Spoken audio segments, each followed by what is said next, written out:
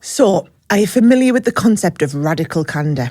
Tell me. The Kim Scott. Yes, Kim Scott. So it's a principle I follow in my everyday life, and it's a way of giving feedback, right? And I always think people only ever get better in this world if they are constantly in pursuit of feedback and, you know, constructive criticism to keep improving.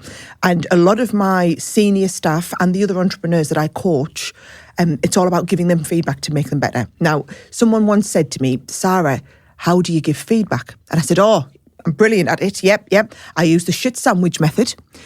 But the problem I think I have is I deliver a wafer-thin slice of ham in a big fat stodgy bread when what was needed was a steak in a pitta, right? Yeah.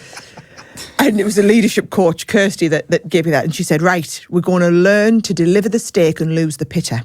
And I was like, I don't know about that, you know.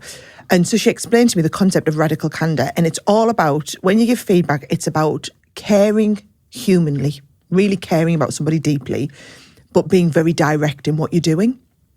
And I learned that, you know, when you talk to people, if you flower it up, if you put a bit of, you know, if you put the pitta around the steak, it's just a load of waffly BS. And people know the steak's coming. They're waiting for it. But they haven't to fish through all of this other stuff that you're giving them that feels insincere to get to what is the crux of the feedback you're giving me. And the more that you give this fluff, the more insincere you feel, and people don't trust you.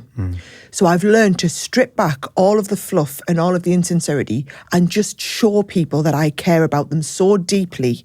And as difficult as it is for me to give them this feedback, I'm doing it so that they can get better and progress in their career, in their job, in their business.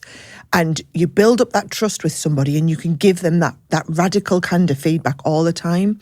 And I find that is what's changed me from being a successful entrepreneur to a really successful entrepreneur, is being that ability. And it took lots of coaching. You know, I had a fantastic leadership coach and she worked with me on this. And I don't like conflict. Yeah. I find difficult conversations with people. I steer away from them at all costs.